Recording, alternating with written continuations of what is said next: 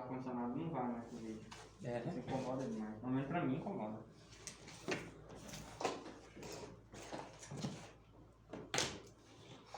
Eu esqueci de pegar a Bíblia, mas vai assim.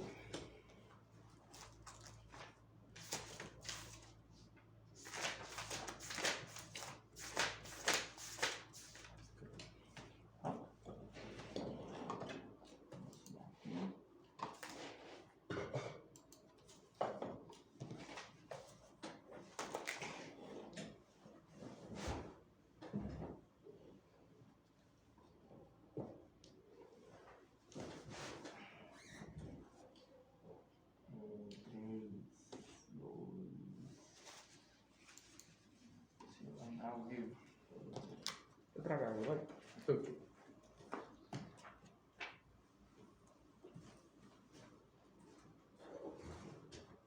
Ele deu um delayzinho, mas é normal. Né? Isso, tu quer imagem? Não, não. Tranquilo. Se eu quiser, eu posso colocar. Não, não. É não? Tá.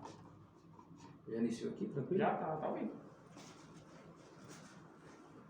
Igualmente já tá aí.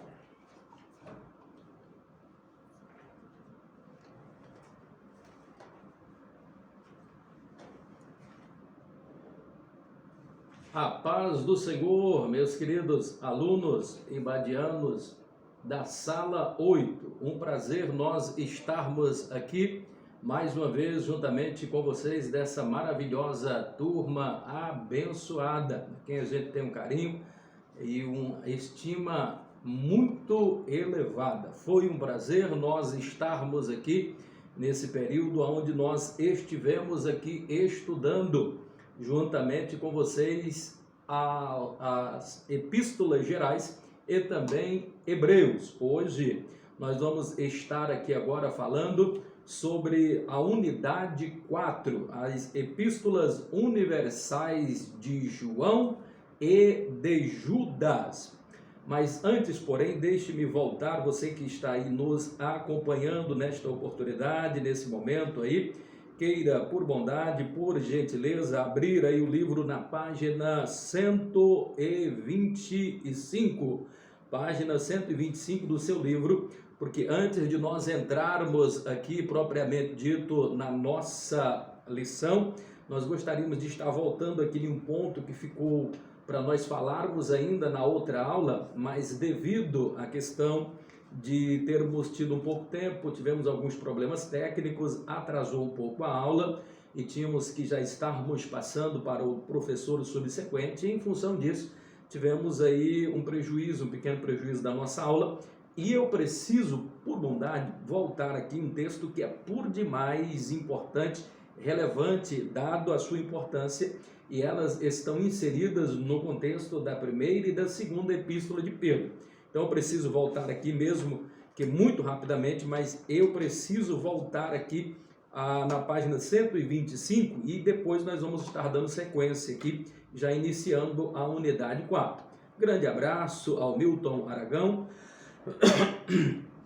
a irmã Irene Rosa, a irmã Dinalva, abraço a irmã Dalva também, o Paulo Rodrigo, nosso diretor está aí nos acompanhando, Maria Eva, todos os irmãos que já estão aí, os que ainda vão estar entrando daqui a pouco. Deus em Cristo Jesus vos abençoe aí de uma forma toda especial. Dentro dessa questão aqui, voltando aqui um pouquinho na aula anterior, na página 125 do nosso módulo Hebreus Epístolas Gerais, a teologia da primeira epístola.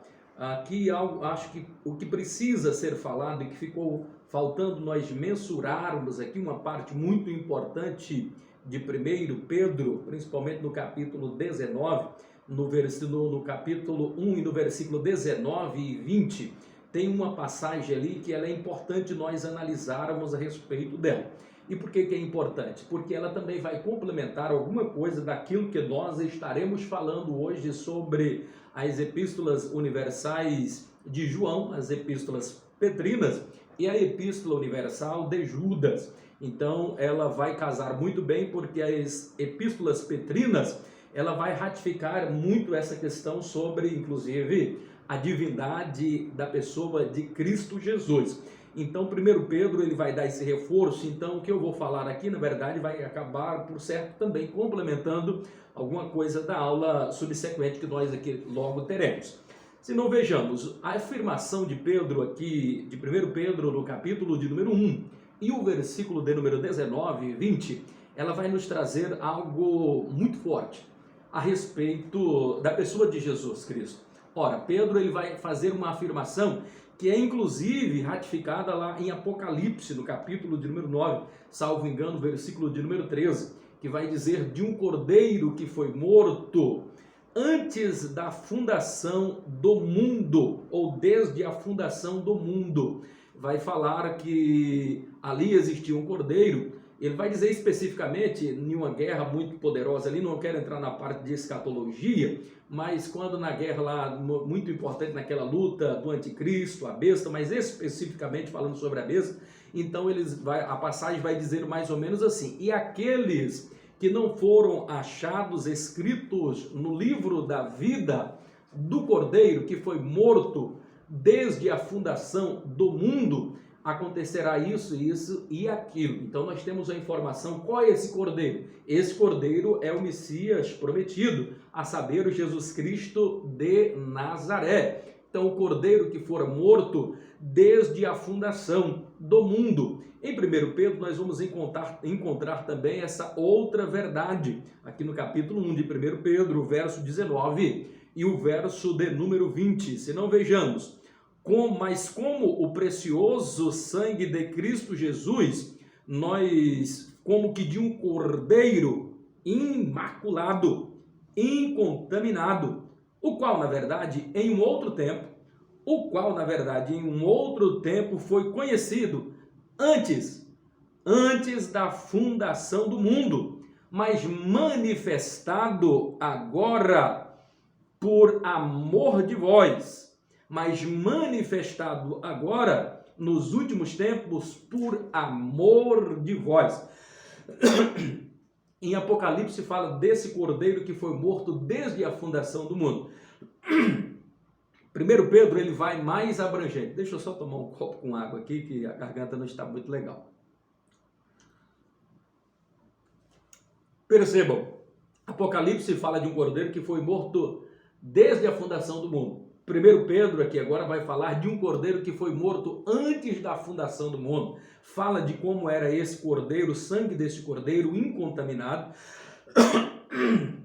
de um cordeiro incontaminado e imaculado. Nós sabemos que Jesus sem mancha, sem pecado, sem nenhuma falha, só poderia ser ele mesmo, esse cordeiro imaculado. Na verdade, essa pergunta do cordeiro, ela ecoou desde o Velho Testamento, porque se não, vejamos, nós já falamos aqui anteriormente por outras vezes aqui com vocês a respeito desta grande verdade. Qual é essa grande verdade? É que no Velho Testamento ele só vinha preparando a respeito das coisas para o recebimento do Messias. O Velho Testamento assombra agora para o Novo, ele vai preparar, porque toda a Bíblia ela vai gerar na pessoa bendita de Cristo Jesus. Se não, vejamos, nós vamos encontrar esta afirmação também aqui no primeiro, ou em um outro livro também de João, no Evangelho de João, o quarto evangelho, o único que não é sinótico ali. João ele vai nos explicar, ou ele já começa logo ali, e nós vamos falar agora em pouco, inclusive, de João e as epístolas joaninas. Então nós vamos perceber que João ele tem muito essa preocupação, que é a preocupação aqui de Pedro, de mostrar como Jesus, sendo o Messias prometido, que ele é Deus, que ele era Deus. Então João ele vai afirmar categoricamente aqui da seguinte forma: no princípio era o Verbo, e o Verbo era Deus, e o Verbo estava com Deus. Em grego, en arche, en logos, en prostanteon, kai theos, en logos. Quer dizer, no princípio era o Verbo. Quem era esse Verbo? É Jesus, porque ele é a palavra. Tudo foi feito por meio desse Verbo, por meio desta palavra. E esse Verbo era Deus, e o Verbo estava com Deus. O versículo 2 ainda vai dizer assim: todas as outras coisas foram feitas por intermédio dele. Todas elas feitas por intermédio dele. Então, é muito importante nós analisarmos toda essa questão aqui. E é o que o apóstolo Pedro vai estar dizendo. Então, esse cordeiro, o que significa dizer que o cordeiro que fora morto antes da fundação do mundo?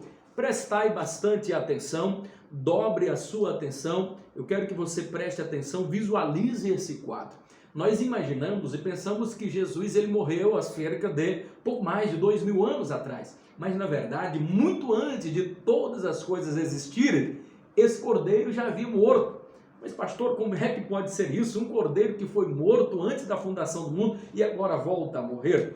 Percebam que toda essa questão, quando Deus cria o homem, Adão e Eva, e faz deles uma descendência aqui na terra, Deus sabia, na sua onisciência, na sua presciência, que o homem falharia, que o homem cairia, que o homem precisaria ser resgatado. É por isso que ele prepara todo um pano de fundo e, na verdade, Levítico, toda aquela propiciação, todo aquele tradicionalismo em volta de um sacrifício, ele vai prefigurar, na verdade, a pessoa bendita de Cristo Jesus. Então, tudo vai entender o que está falando. O que eu estou querendo dizer aqui é a afirmação de João, no capítulo de número 1, nós vamos estar falando algo mais também sobre isso nas epístolas joaninas. O apóstolo João, ele vai fazer uma informação que poucos, de repente, de nós aqui, se não tivermos a compreensão, ou se de fato não entendermos um pouco da tradição dos judeus, nós não entenderíamos.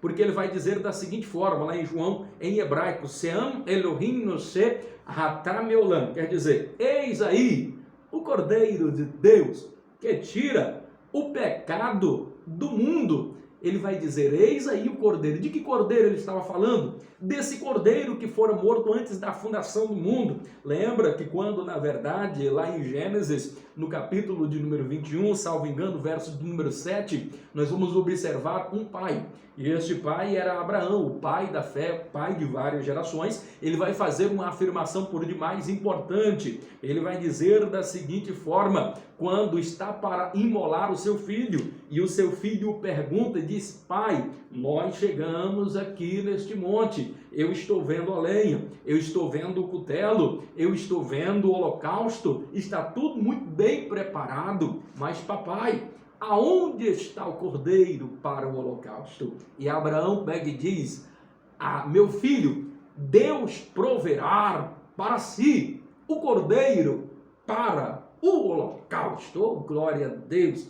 Na verdade, quando ele diz, Deus proverá para si o cordeiro para o holocausto, ali nós podemos fazer uma tipologia, que é Deus que preparou esse cordeiro para o holocausto. E essa pergunta ecoou durante todo o Velho Testamento, onde está o cordeiro para o holocausto, porque precisava morrer um cordeiro para a expiação de um povo. Nós conhecemos toda essa história e entendemos que este cordeiro, todo aquele ritualismo agora vai terminar aqui na pessoa bendita de Cristo. Hoje já não precisa mais morrer carneiro, não precisa mais fazer holocausto, porque para Deus é melhor obedecer do que sacrificar. Louvado, engrandecido é o nome do Senhor Jesus, que vive e que reina de eternidade a eternidade. Então eu precisaria passar aqui muito rapidamente e explicar essa questão aqui para você entender que este Messias,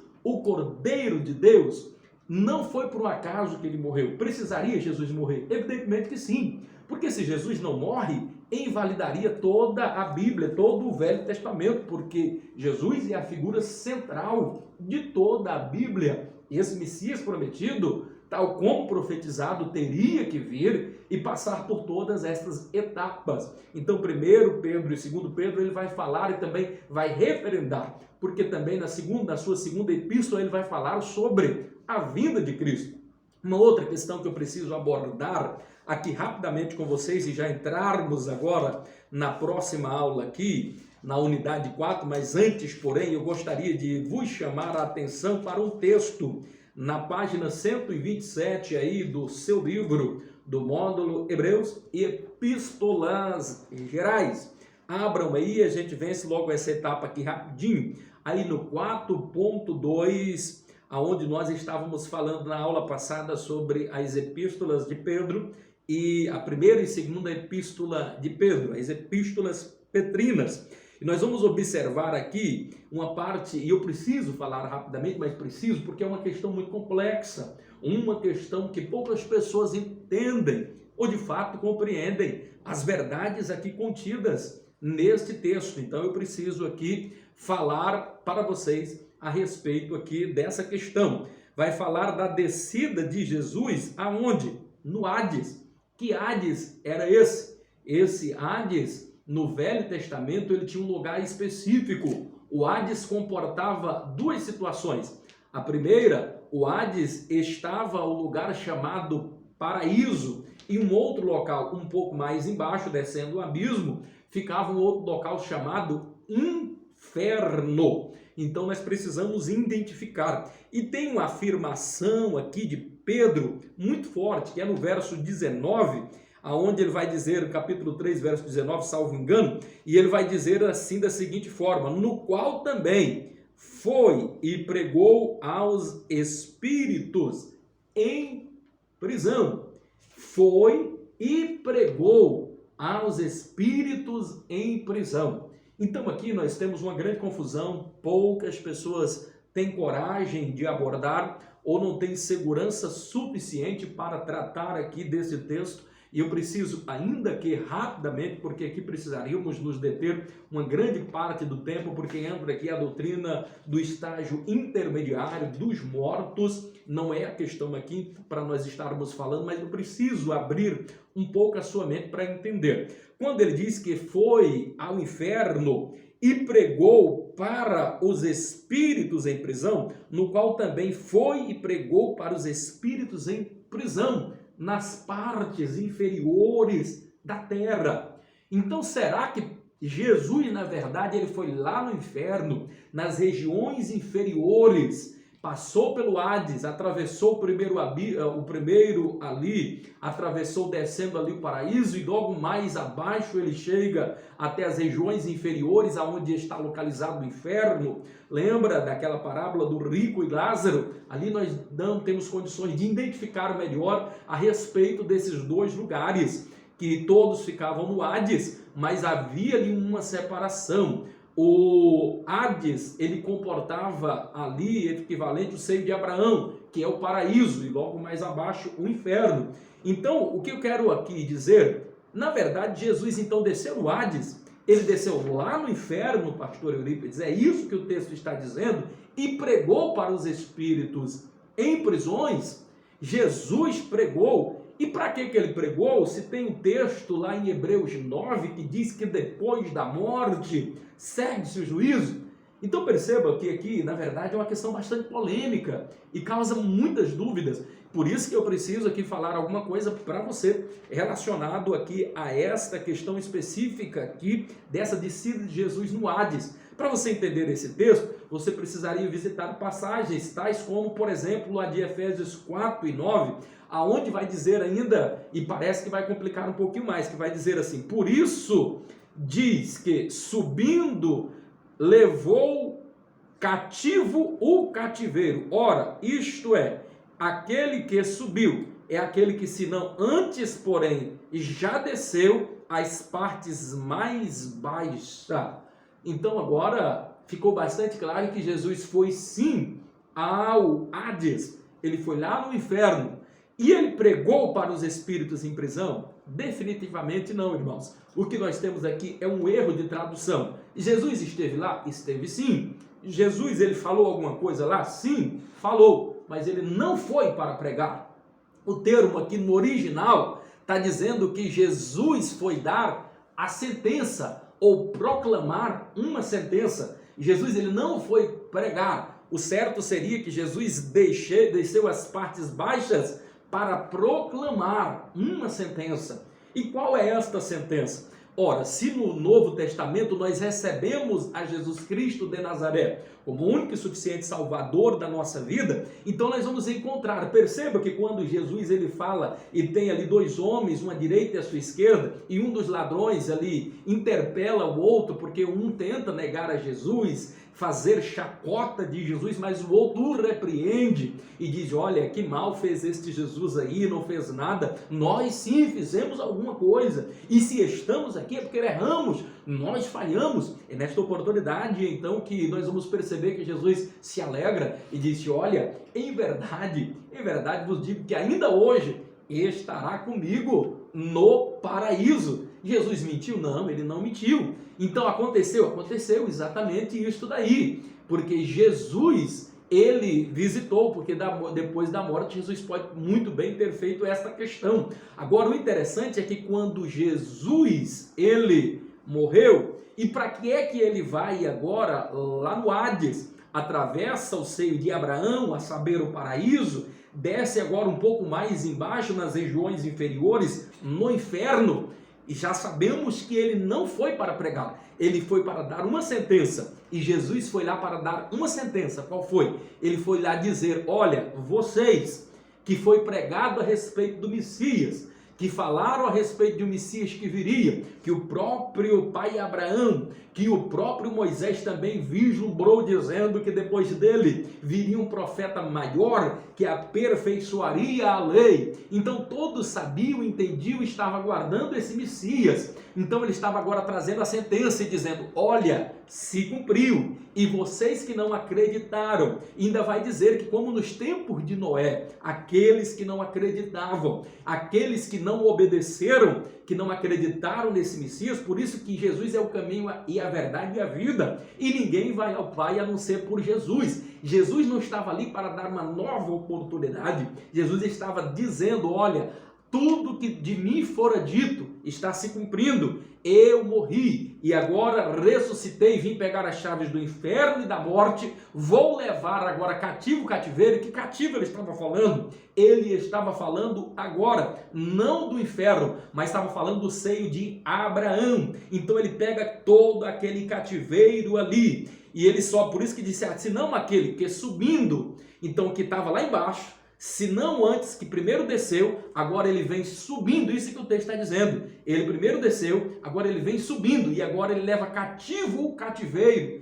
Esse cativeiro é o paraíso, que Jesus pega esse cativeiro, que antes era que o seio de Abraão estava próximo ali, inclusive, ao Hades, o que separava apenas era um abismo, e agora Jesus pega esse cativeiro, o seio de Abraão, e a partir dali já não é mais o seio de Abraão, e sim o paraíso. E aonde está o paraíso? Diz a Bíblia que ele está embaixo do trono de Deus. Diz que as almas daqueles que morreram, depois que da morte e ressurreição de Jesus, todos eles foram levados. É por isso que quando Jesus vier arrebatar a sua igreja, os que morreram em Cristo ressuscitarão primeiro. E perceba que Jesus vai trazer esta igreja juntamente com ele, por ocasião quando vier já libertado os 7 anos do período da grande tribulação. Não quero falar sobre essa questão, porque já entra outra parte aqui de escatologia. Eu só queria mostrar aqui para vocês esse texto que é polêmico e que a gente precisaria gastar bastante tempo aqui para estar falando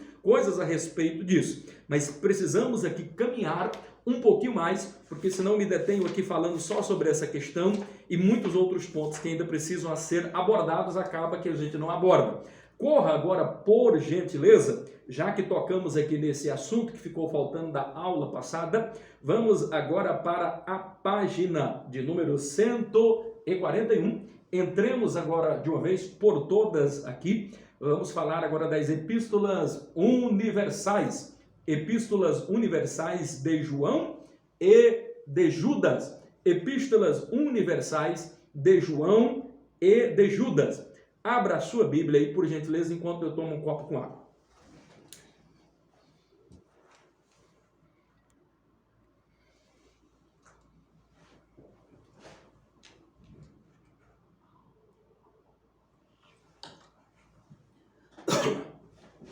Muito bem, muito bem. Epístolas universais de João e de Judas. Vamos falar da epístola de Judas, se der tempo, mas vamos priorizar a primeira, segunda e terceira epístola de João. As epístolas joaninas. Epístolas joaninas. Na página 141. No 1.1 vamos ver agora alguma coisa sobre a vida e a obra de João, o apóstolo. João era filho de Zebedeu. João, filho de Zebedeu, irmão, filho de Zebedeu. Também a sua mãe era Maria Salomé. Para quem não sabe, Maria Salomé era a irmã de Maria, a mãe de Jesus. Ora, se Maria Salomé era irmã da Maria, mãe de Jesus, logo João, ao contrário do que muita gente não sabia, João, aqui o apóstolo, era primo de Jesus. Logo, se João era primo aqui de Jesus, nós vamos encontrar também Tiago, que era filho aqui de Zebedeu também, que era irmão de João, também era mais um outro apóstolo que era irmão ou primo de Jesus. E temos um outro Tiago mais lá na frente, que escreveu uma outra epístola de Tiago, as epístolas universais. Esse sim era irmão de Jesus. Mas nós temos aqui João, o apóstolo, Tiago, seu irmão, ambos filhos de Zebedeu, primos de Jesus. Um outro primo de Jesus também era João, o Batista, lembram? Que estava ali na barriga de Isabel, que era prima de Maria. Então, estava num círculo de amizade muito próximo. Se não vejamos, esse mesmo Tiago, esse mesmo João, era sócio de mais dois outros apóstolos, a saber, o apóstolo Pedro e o apóstolo André. Então havia um círculo de amizade ali muito próximos a estes homens. João, assim como seu irmão Tiago, eram sócios desses dois homens, a saber, Pedro e André. E eles tinham ali, parece que um proeminente negócio. Então eram empresários do ramo da pescaria. Até o momento em que Jesus se encontra, na verdade, aqui com eles. E depois que Jesus encontra com esses homens, a vida deles começaram a mudar. Por quê? Quem encontra-se com Jesus nunca mais volta para o mesmo caminho. Nós temos a vida mudada. Todos nós que um dia nos encontramos com Jesus e resolvemos aceitar o seu chamado, tivemos a nossa vida regenerada, a nossa vida mudada, a nossa vida transformada pelo poder da palavra de Deus. Então Jesus os chamou, os comissionou. Uma vez os chamando, agora eles passaram a ser não mais pescadores de peixes mesmo, tal como conhecemos, mas passaram a ser pescadores de homens, começaram a ganhar almas para o reino de Deus, porque as almas são consideradas ou tratadas como peixes. Então nós somos essas almas, e Pedro foi comissionado, os apóstolos foram comissionados, assim como eu, como você, como todos nós, fomos chamados, comissionados para ganharmos almas para o reino dos céus, tal como nós explicamos na última aula o valor e a importância de uma alma. Se não, vejamos agora aí na página 143, vamos caminhar um pouco mais rápido aí, na página 143, a autoria das epístolas joaninas, página 143 das epístolas joaninas, vamos observar aí no 1.2 do nosso livro, vamos falar sobre a autoria destas epístolas joaninas. Antes, porém, é importante enfatizar, vale-se dizer e importante lembrá-los que além das epístolas joaninas, a primeira, segunda e terceira epístola de João, ela fora escrita pelo apóstolo João, que nós acabamos aqui de falar, de mencionar as suas origens. Mas além das epístolas joaninas, primeiro, segundo e terceiro João, João também escreveu o quarto evangelho. Lembra daquele evangelho? Também o Apocalipse foi escrito por ele. Os evangelhos, o quarto evangelho, por exemplo, foi escrito por ele com um objetivo diferenciado, inclusive, do objetivo aqui que está expresso aqui na primeira, segunda e terceira epístola de João. Como também é diferente o conteúdo que ele escreve lá em Apocalipse. E por causa dessas diferentes visões, algumas dúvidas principalmente os teólogos liberais, tiveram algumas dúvidas e alguns questionamentos se de fato teria sido João o escritor das epístolas petrinas, como fora ele também o escritor do 4º evangelho, aquele único que não é sinótico, e também o Apocalipse. Quando eu falo de sinótico, queridos, é importante ressaltar aqui que o evangelho de João é o único que não é sinótico. Dos 4 evangelhos, o 4º evangelho aqui, escrito aqui por João, é o único que não é sinótico. Por que essa questão de sinótico, pastor? Sinótico nada mais é, por exemplo, do que nós dizermos que Mateus, Marcos e Lucas, inclusive nas Bíblias de alguns dos irmãos, estão lá assim, S. Mateus, S. Marcos, S. Lucas, S. João. Então é importante dizer, porque muitas pessoas olham e dizem aqui, olha, vamos abrir em São Marcos, São Lucas, porque entende que aquele S. é de São. Não é, irmãos. Até porque depois da reforma, nós não acreditamos mais nessa questão de santos, pelo menos não da forma como a Igreja Católica prega, para nós o adorarmos, reverenciarmos. Todos nós somos santos e eleitos de Deus, não para sermos venerados nem adorados. Mas percebam que o que está falando aqui, esse S. não é de São João, não é de São Mateus, não é de São Marcos, nem de São Lucas. Ele está apenas dizendo Evangelho de Jesus. Porque o evangelho não é de João, o evangelho não é de Marcos, não é de Mateus, tampouco é de Lucas. Então o evangelho de Jesus segundo escreveu Mateus. Então esse S aí não é de São, e está querendo dizer assim, segundo. Então todas as vezes que você vê lá S. não está dizendo aquilo ali que é São João, está dizendo evangelho de Jesus segundo. O S está referindo ali a essa expressão, evangelho de Jesus segundo escreveu o evangelista Mateus. Esse aqui, por exemplo, o 4º evangelho. Então, o evangelho de Jesus, segundo escreveu o evangelista, o apóstolo amado, a saber, o João.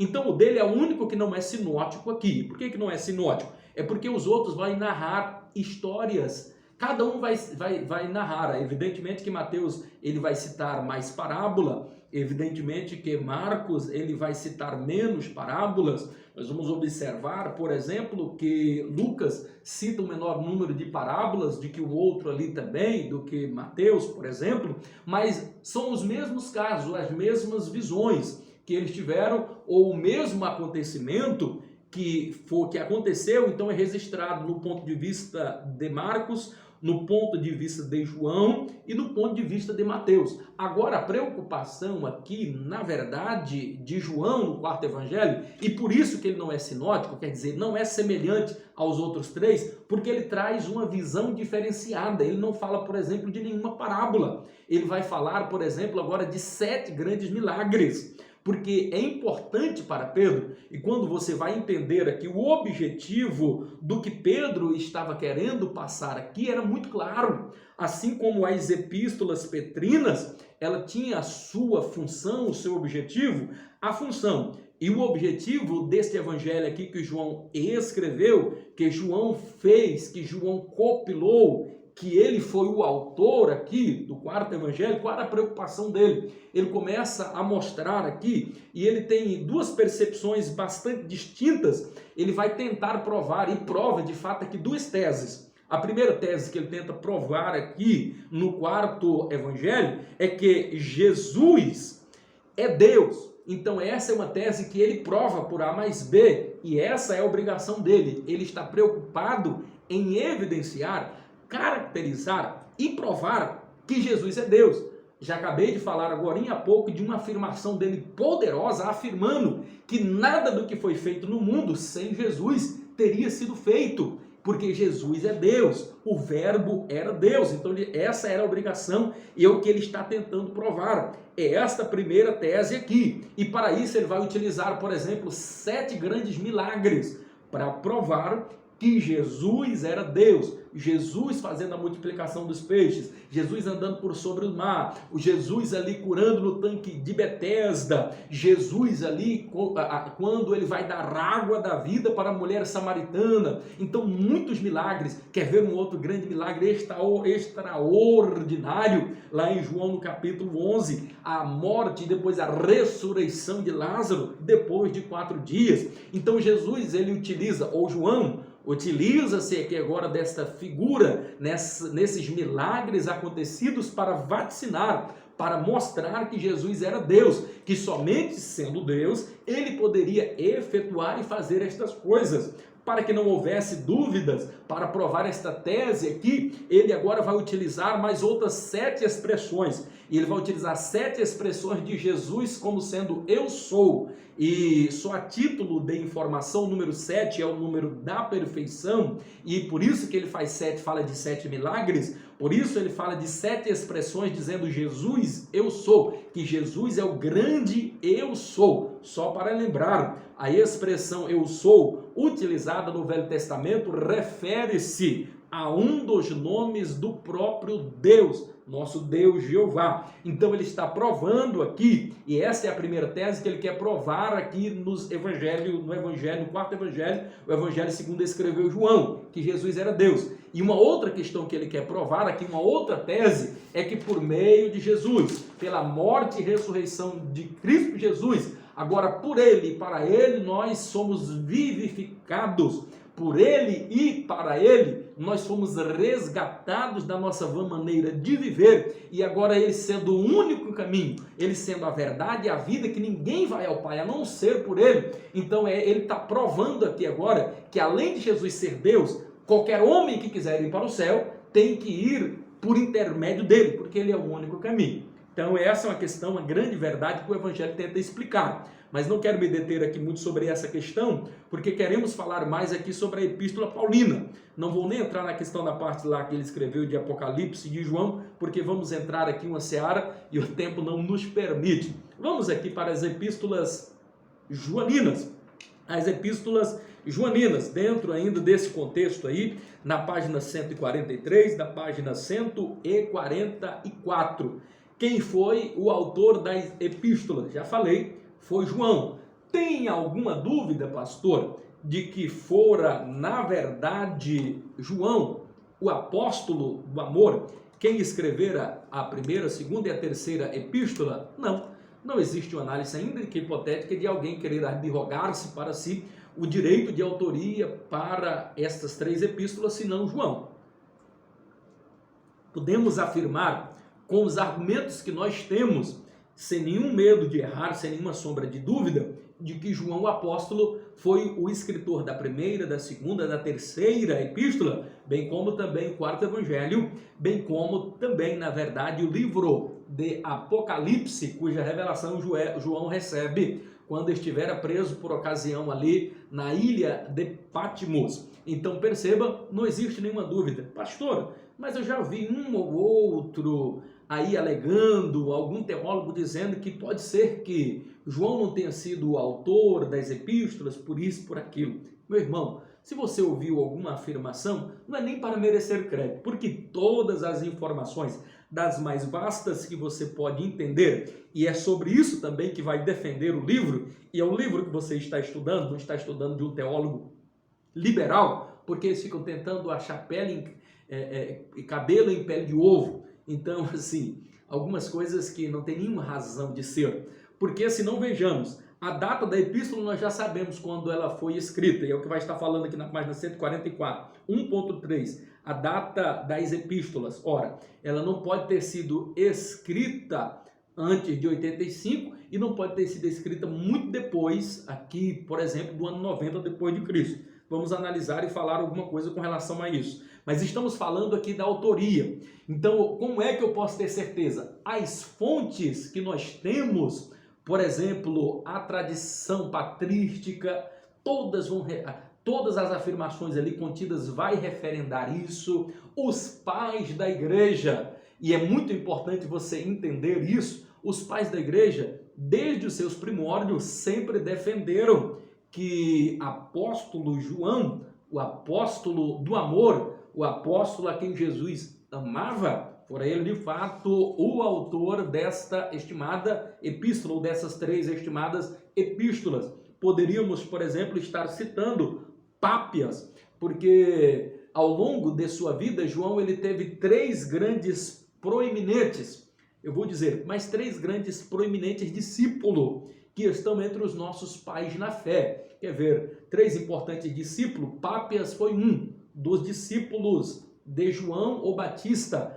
Policarpo também foi um dos discípulos de João o Batista. Disso não resta nenhuma dúvida. Pápias, inclusive, é importante nós analisarmos aqui, respectivamente, a respeito de toda essa questão aí, sobre quem foram os autores. Pápias, por exemplo, ele foi bispo ali na igreja de Herápolis. Nós vamos ver Policarpo, ele foi bispo ali na igreja de Esmirna, por exemplo. Irineu, ele foi o bispo ali da igreja em Antioquia, por exemplo. Então, todos eles foram discípulos de João, o apóstolo. E se não vejamos, nós vamos observar o próprio Pápias, bispo ali de Herápolis, da igreja de Herápolis, já no iniciozinho, nos meados do século II, depois de Cristo, é ele próprio que defende a autoria. Ele fora discípulo direto de João apóstolo. Então, quem mais poderia ter autoridade para falar isso? E ele enfatiza que fora João o escritor dessa epístola, principalmente da primeira epístola de Pedro e da segunda epístola. Você vai observar, por exemplo, Irineu. Irineu, ele fora discípulo de Policarpo, que por sua vez foi discípulo direto de João o apóstolo.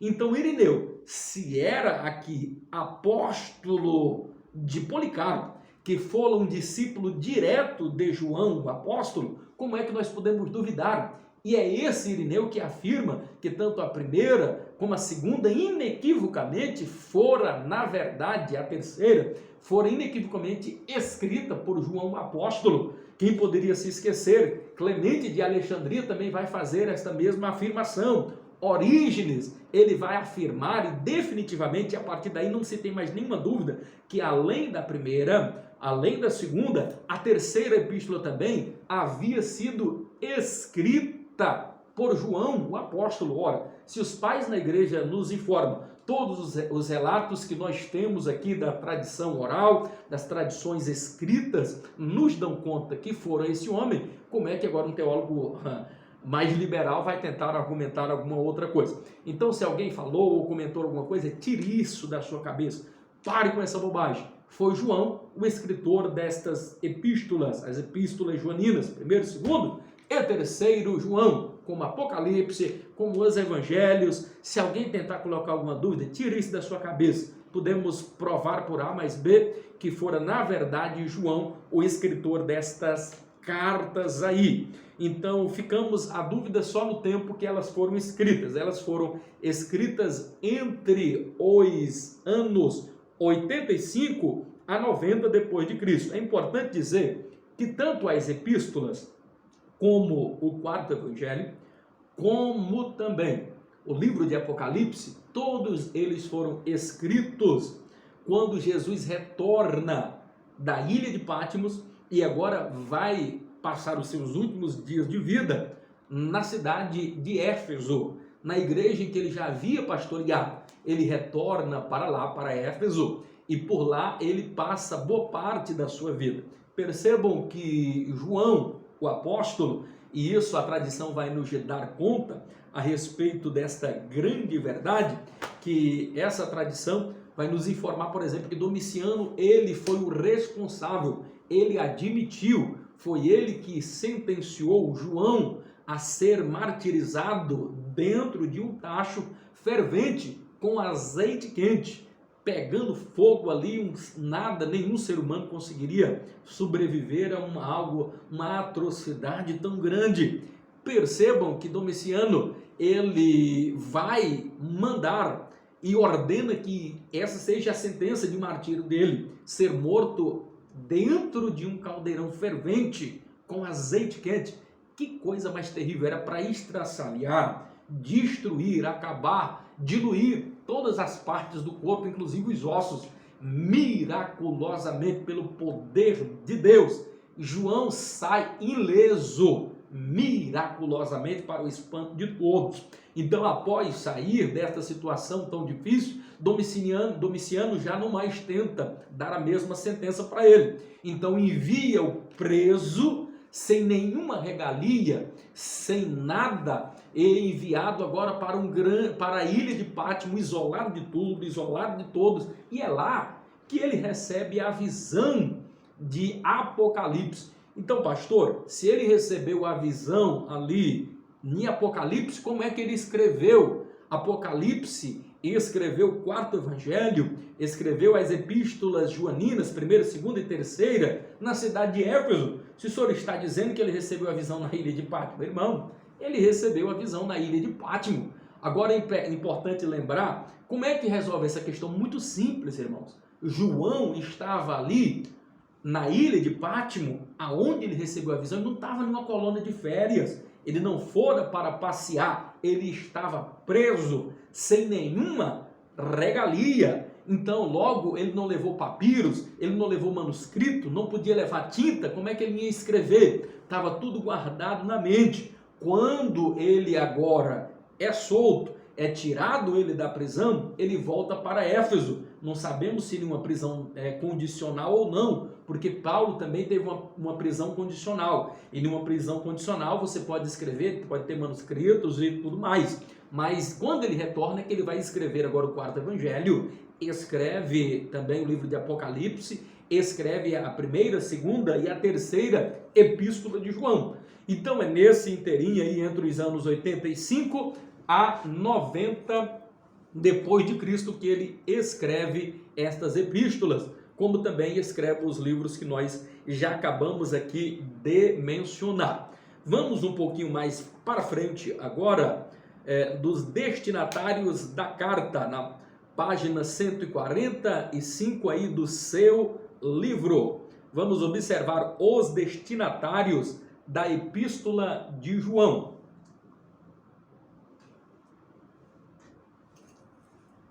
A primeira epístola de João, ela fora destinada a um público que é universal, porque ali não se menciona quais são as pessoas a quem não consegue se vislumbrar como sendo uma única pessoa. Por isso que a primeira epístola, ela é tida como sendo uma epístola universal. Não existe uma pessoa específica a quem está sendo direcionada a primeira epístola. Por isso também ela é universal, que ela serve para todos nós.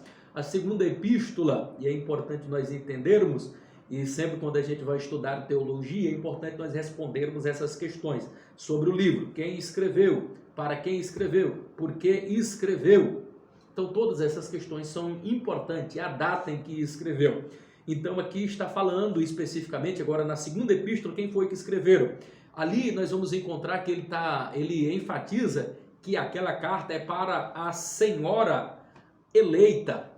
Então alguém disse assim, quem é essa senhora eleita? Porque essa senhora eleita aqui é uma grande incógnita, ninguém consegue precisar com grande certeza, mas é muito provavelmente que ele estava se referindo a essa senhora eleita como sendo a igreja eleita, muito provavelmente uma igreja das quais, ou de uma circunvizinhança ali mesmo da região da Ásia Menor. Então essa senhora eleita é provável que esteja referindo a uma igreja dali, e por conseguinte ela também se auto-aplica a todos nós, então é uma epístola universal também. A terceira epístola de João, nós vamos observar que ele endereça uma pessoa. Quem é essa pessoa? Gaio. Gaio também era um líder de uma igreja ali também da região da Ásia Menor. E levando-se para Gaio, ele também leva para toda a igreja, ou seja, então abrange a todos nós. Por isso ela é uma epístola universal. Quando nós lemos, e é importante nós enfatizar, meu Deus, e a gente aqui não tem tempo para conjecturar, eu percebo que já estamos chegando ao final aqui também da nossa aula, mas eu gostaria apenas de enfatizar, aqui não vai dar tempo para a gente falar muita coisa, da primeira, segunda e da terceira epístola de João.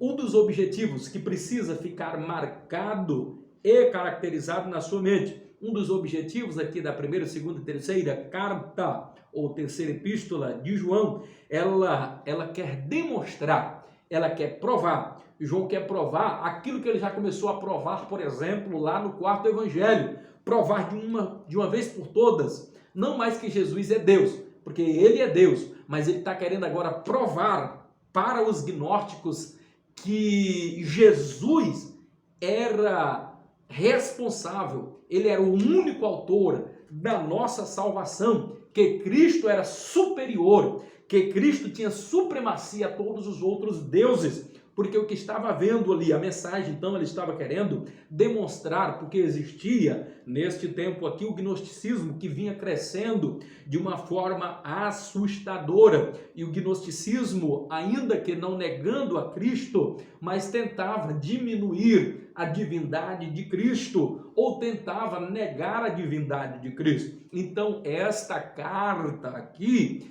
primeira, segunda e terceira epístola de João, ele vai combater ferrenhamente também e demonstrar e provar de uma vez por todas que Jesus, ele é esse Deus, que ele é o advogado que intercede por nós. Uma outra questão e um objetivo muito presente que nós encontramos na primeira, na segunda e na terceira epístola de João, e nisso ele fala de uma forma muito amável, ele vai dizer de uma forma muito carinhosa: filhinhos, não amemos de palavra, mas amemos também de ações.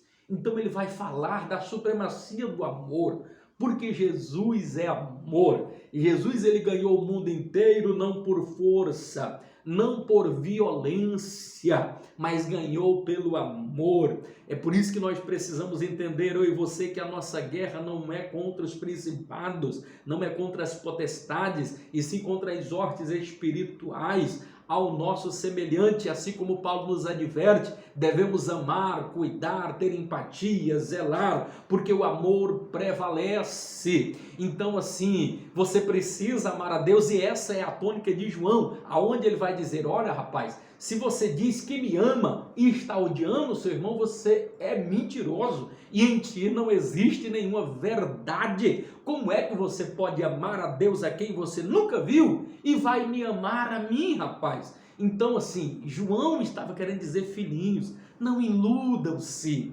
não diga que você ama a Deus odiando o seu irmão, porque Deus não vai receber, porque Deus diz assim: perdoai assim como eu vos perdoo, perdoai as nossas ofensas assim como nós perdoamos a quem nos tem ofendido. É a oração modelo. Jesus vai dizer lá em Mateus, no capítulo de número 5, e o verso de número 7, dizendo: bem-aventurados misericordiosos, por quê? Porque eles alcançarão misericórdia. Louvado, engrandecido é o nome do Senhor Jesus, que vive e que reina de eternidade em eternidade. Então, os objetivos principais aqui deste homem é mostrar isso.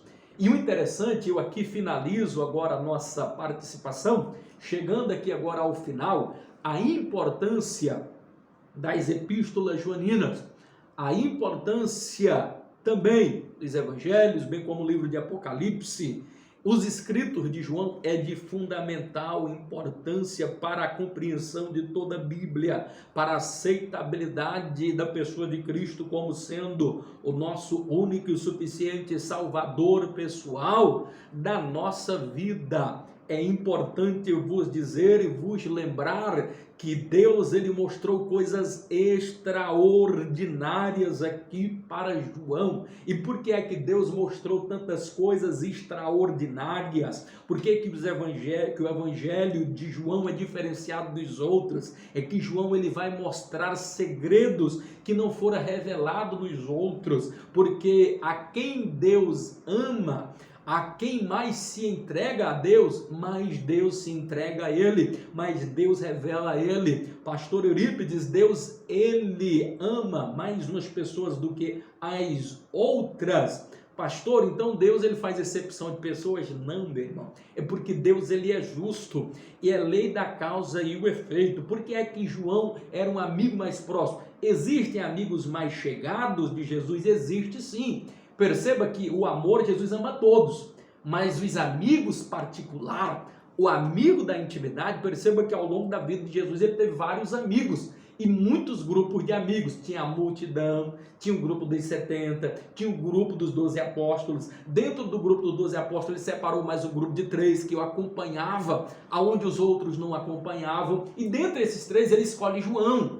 E é tão verdade que quando Jesus agora, já antes, momentos antes, uma noite antes da sua morte e crucificação ali na cruz, percebam que tem aquela ceia e alguém pega e diz, olha, deita lá no peito do mestre, ele acabou de falar sobre alguém que nos trairia. Pergunta para Jesus, pergunta para ele, escora a tua cabecinha no ombro de Jesus, no peito de Jesus. Há de ser que para ti, João, ele vai te revelar, ele vai te mostrar. E o que Jesus fez? Quando João pergunta, ele diz só para ele, disse, olha, aquele a quem eu entregar um bocado molhado, esse há de me trair.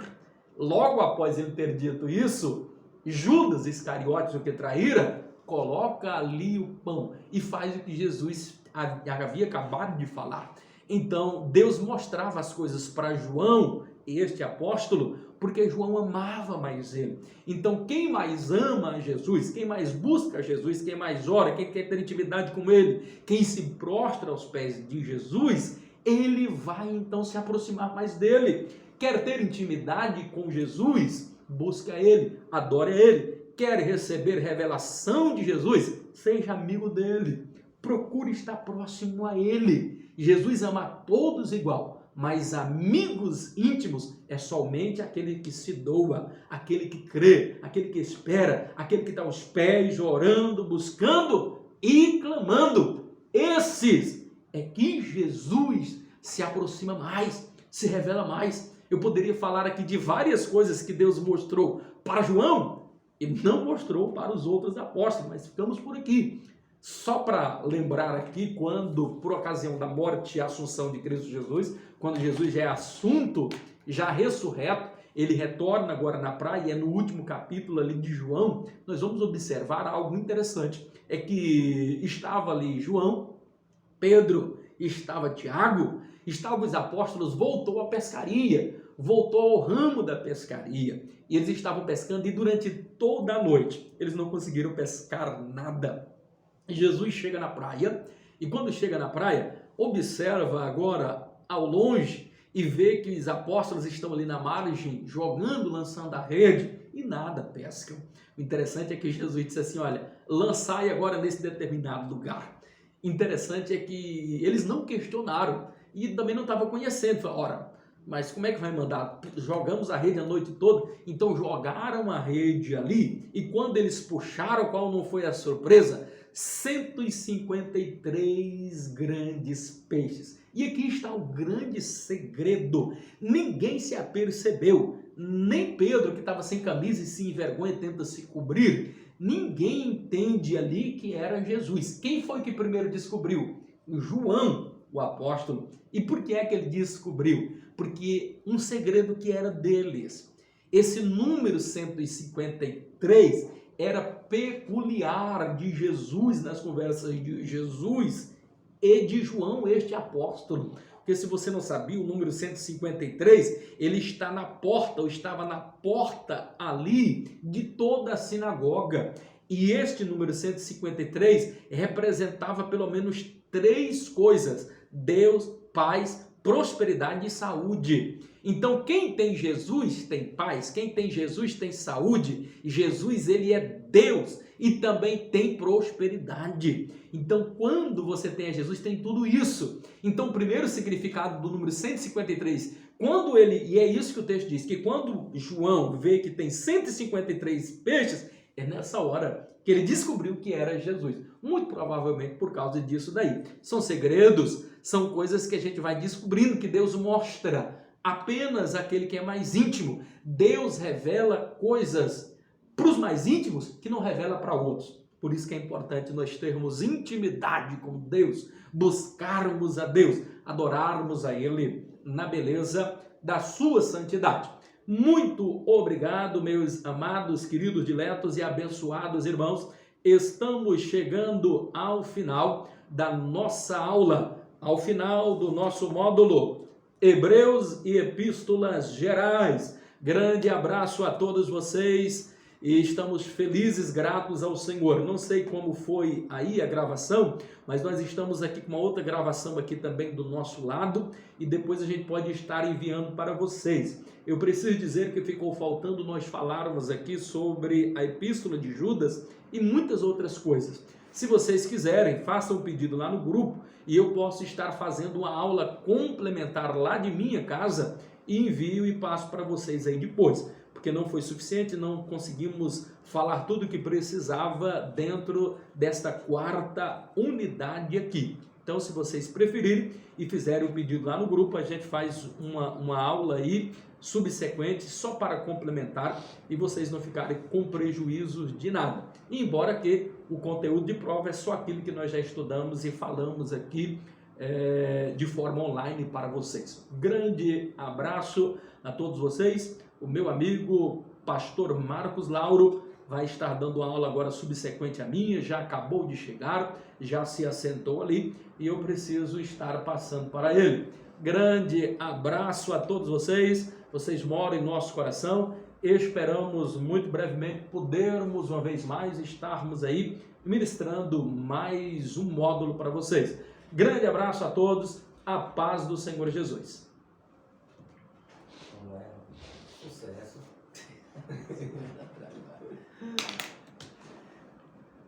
Sucesso garantido, né, pastor? Ele só esqueceu de me falar como é que eu encerro aqui. Acho que é bem encerrar a transmissão, seu filho. Aqui em cima do vermelho, né? É, aí ela para.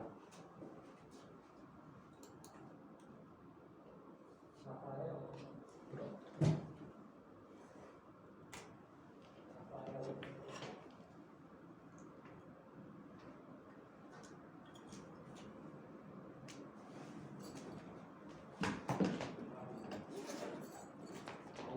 Terminou. Pois é, pastor. Então o senhor concluiu a unidade também? Concluí. Ficou faltando alguma coisa da epístola, não consegui entrar na epístola de Judas, mas eu falei que se eles quiserem, e não ficar com prejuízo, eu posso gravar de casa e mandar para eles no grupo. Eu vou. Para não ter prejuízo. Mas se bem que os alunos estão querendo é menos canseira, de fato. De fato. Eu vou concluir a minha agora, vai ser rápido hoje. Pastor, e aí, tranquilo?